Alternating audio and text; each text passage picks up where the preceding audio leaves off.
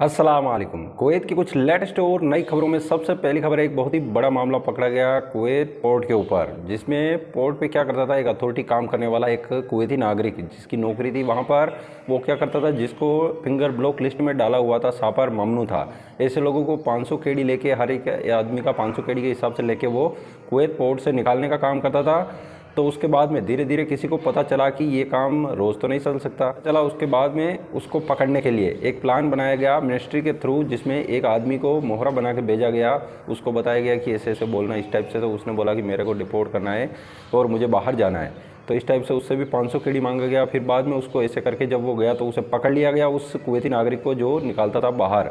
उसके बाद में उससे अच्छे से पूछताछ हुई तो फिर उसने बताया कि वो 500 केडी हर एक आदमी का लेता था और कुवैत पोर्ट से निकलता था, यानी कि फिंगर ब्लॉक में थे तो वो निकल जाते थे और वो तय टाइम होता था जिस पे वो रह के वापस आ जाते थे। यानी कि हो सकता है 3 महीने, 2 महीने, 4 महीने, 5 महीने ऐसे रह के ये लोग वापस आ जाते थे, ऐसा बता रहा था वो।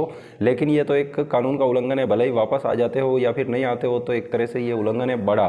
तो उसके बाद में उसको आगे कानूनी कार्रवाई के लिए भेजा गया और ऐसा गलत काम करने के लिए उसने नौकरी का फ़ायदा उठाया, तो उसको एक बहुत बड़ी सज़ा होगी। फिलहाल उसको आगे कानूनी कार्रवाई के लिए भेजा गया है। इसके बाद अगली खबर है, अहमदी की म्यूनसिपलिटी की तरफ से, बल्दिया की तरफ से कार्रवाई की गई। कबद रोड के पास में जितने भी नज़दीक में जो मोबाइल किराने की दुकान है, हाफलोरी के अंदर, वाईनेट के अंदर दुकानें लगा रखी थी, टोटल 20 हाफलोरीज को उठा लिया गया बल्दिया की तरफ से, क्योंकि ये इलीगल है, वो सामान बेच रहे थे।